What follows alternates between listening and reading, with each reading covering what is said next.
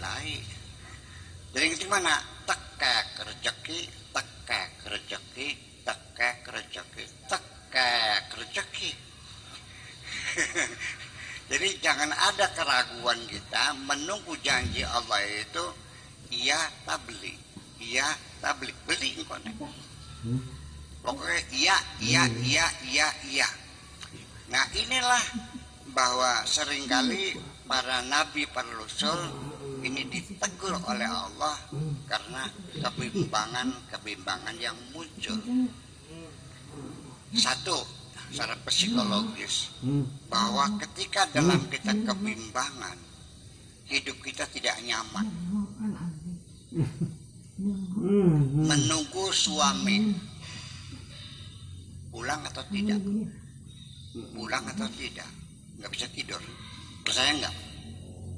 Segera putuskan pulang sampai jam 4 pulang, akhirnya jam 6 pulang harus tidur. Atau kalau tidak ya tidak, sudah. Jadi dalam keadaan bimbang, ragu-ragu, itu adalah kita dalam suasana menjadi tidak nyaman. Betul nggak, Bu? Yang penting hidup dalam kepastian apa saja, bahwa kita jangan ada ragu, ya apa enggak, akhirnya menjadi kita terombang-ambing. Itu adalah jeda waktu yang sangat sekecil apapun akan membuat kita tidak nyaman. Kalau tidak ya katakan tidak, kalau iya katakan tidak. Kemudian itu kemudian al-wa'du itu janji. Apa sih janji itu? Janji itu adalah maknanya pemberitahuan akan terjadinya sesuatu on time. Janji akan terjadinya atau berita akan terjadinya sesuatu pada saat tertentu. Kemudian al-ma'ud apa? Al-ma'ud itu adalah sesuatu yang dijanjikan materinya itu. Kemudian lagi kata-kata al-qadah fi syai' itu maksudnya at-tanqis, selalu mengurangi, mereduce. Kemudian apalagi al-basirah itu al-quwwah al-muhayyi'ah liidrakil ma'ani. Basirah itu adalah penglihatan hati. Kalau basar penglihatan pikiran. Kalau nazar itu penglihatan mata. Ini banyak sekali kata-kata, kita kajian linguistik dulu. Orang Arabnya sendiri juga nggak paham bahwa lahum a'yunun la yubsiruna biha wa lahum adhanun la yasma'una biha wa lahum qulubun la yafqahuna biha. Walahum adhanun walahum a'yunun, mereka punya mata, la yubsiruna biha. Begitu. Kenapa tidak la yadhuruna biha? La musnazar ibsar la yubsiruna biha. Mata punya tapi tidak kuat melihat. Artinya yang berfungsi itu adalah otak kita, prosesnya di dalam otak kita. Lensanya mata, tapi itu lensa hanya sebagai screen, yang bekerja adalah otak. Jadi kata-kata basar itu adalah melihat dengan otak melalui screen mata. Ini cilakanya. Allah mengatakan cilakanya, qul lil mu'minina yaghuddu min absarihim wa yahfadhu furujahum. Katakan kepada orang beriman, suruh memejamkan matanya. Ketika kita melihat perempuan, kata kita tidak boleh memandang wajah perempuan, harus berpaling. Bayangkan, ini dalam fikih Islam, bayangkan, sangat tidak etis. Masa saya membuang muka dari muka, pantas nggak tersinggung ini. Bayangkan, ini menjadi syariat, menjadi fikih. Padahal yang dimaksudkan bukan melihat mata, yaghuddu min absarihim, ini bukan tidak boleh melihat dengan mata, melihat dengan pikiran yang ngeres sekarang. Kan jauh berarti. Apa artinya aku melihat wajahmu kalau pikiranku jernih nggak ada masalah kok. Jadi mengendalikan otak kita ketika melihat wajah perempuan. Nah masa kita berpapasan di jalan karena ada cewek meremutnya kesandung begitu mah. Perpisahan akhirnya. Jadi itulah kadang-kadang kita jadi nggak jelas persoalannya. Jadi begini, melihat saja. Ini kalau kita melihat bapak kepala. Kalau saya melihatnya di situ, begini, namanya atrofa. Hubungannya apa sih? Kalau saya melihatnya melotot, itu ahdaqa. Kalau jurang, itu hamlaqa. Kalau melihat sambil mengurai kepribadiannya dan sebagainya, itu absar namanya. Jadi, kalau ro'a itu analisa logika kita. Tidak semudah itu.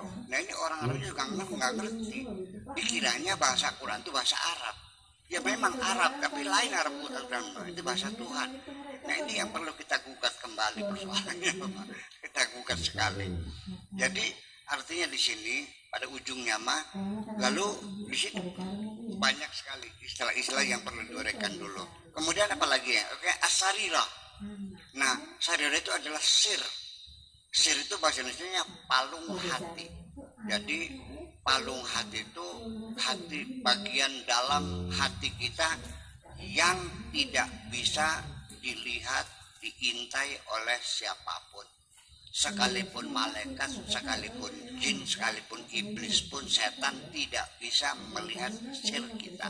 Yang tahu hanya Allah dan diri kita sendiri. Bagian yang paling dalam. Makanya disebut as-sarir itu al-quwwah al-musta'iddah. Potensi kekuatan yang berpotensi, punya kemampuan ditamakkun ilm wal ma'rifah, untuk tamakunnya ilmu, untuk kekokohannya satu ilmu dan kemapanan ma'rifah adanya di dalam sir. Kemudian bisa begitu juga ada beberapa istilah mungkin yang berulang-ulang sehari-hari. Apa itu bedanya an-nafsu, al-aqlu, ar-ruhu dan as-sir? Itu barangnya mah satu, adanya satu, tetapi menjadi berbeda-beda namanya. Itulah namanya kajian-kajian linguistik. Itu adalah mempelajari jalan pikiran seseorang, ya, pendalaman terminologi dan psikolinguistik, sehingga kita bisa jernih memahami an-nafsu itu apa. Kalau an-nafsu itu yang menjadi objeknya adalah, yang bisa merasakannya adalah syahwat. Nafsu itu berkaitan dengan, berhubungan dengan syahwat. Kalau al-aqal apa? Itu berhubungan dengan al-ahkam asy-syar'iyyah.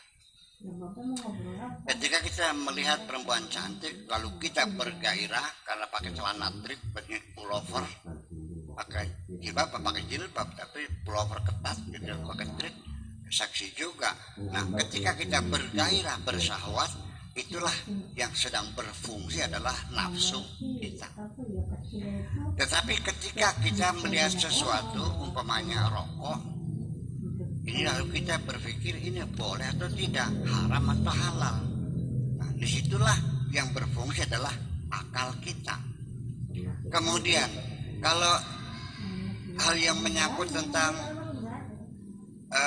madarikit tajalliyat wal waridat, itu artinya tentang kesaktian, tentang waridat, keistimewaan, tentang tajalli, akidah tentang apa tajalli itu, penampilan, tentang kekuasaan Tuhan, tentang hari kiamat, tentang kedamaian jiwa. Itu ruh yang berfungsi, bekerja.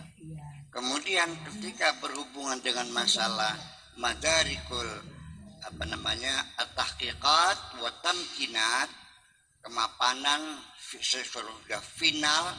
Nah itu sudah sir, keputusan terakhir yang sudah final dan permanen selamanya, menjadi keyakinan kita. Nah, itulah namanya adalah sir. Begitulah sesuatu barangnya satu, tapi lalu diberi nama berbeda-beda karena fungsinya yang berbeda-beda. Ketika firman Tuhan itu ditulis di kertas dengan tinta, dijilid, dicetak, itu namanya mushaf. Ketika Al-Quran itu sebagai guide of life untuk orang-orang yang bertakwa, namanya Alkitab. Ketika Al-Quran ini untuk bacaan seluruh umat manusia, untuk menelaah alam semesta, itu namanya Al-Quran. Untuk mencerdaskan emosional sehingga orang itu bisa membedakan mana yang baik, mana yang buruk, mana yang bermanfaat, mana yang berbahaya, itu namanya Al-Furqan. Ketika Al-Quran membentuk perilaku seseorang yang permanen, itu namanya Az-Zikr. Nah, di sini karena kita tidak jelas, oleh karena kita berpikirnya dengan logika sinonim, kita ini kebanyakan umat Islam berpikir logika sinonim. Al-Quran sih ya mushaf, sama, ya sama. Furqan ya sama, Az-Zikr ya sama. Itulah. Jadi akhirnya kita tidak jelas dalam berpikir. Nah, itulah makanya kita bicara masalah konsep-konsep, kita menjadi sulit karena orang awam itu pahamnya adalah berbentuk materi. Oh, paham ini gelas, ini tutup gelas, ini kacamata. Tertarik gitu. Tetapi kenapa orang itu pakai plus dan minus? Kenapa mata berkurang? Itu sudah mulai konsep keilmuan, itu sudah nyampe akhirnya. Nah, itulah makanya lalu bagaimana mata itu mengirimkan sinyalnya kepada otak, bagaimana otak kita memproses ya sehingga menjadi perilaku kita. Itu ya sulit karena barangnya nggak kelihatan ilmunya. Dalam konsep-konsep berpikir secara konsepsional itu memerlukan pemahaman. Dan hari ini kita satu di ketujuh ini adalah anjuran kita jangan pernah timbul ragu-ragu dalam hidup ini, menunggu janji-janji Allah yang belum terjadi. Jangan sampai kita di ujung lalu menghilangkan keyakinan, menjadi murtad, ternyata janji Allah nggak benar, ternyata janji pakai nggak benar, akhirnya kita memberontak kepada Allah, memberontak kepada siapapun yang pernah menjanjikan kita itu.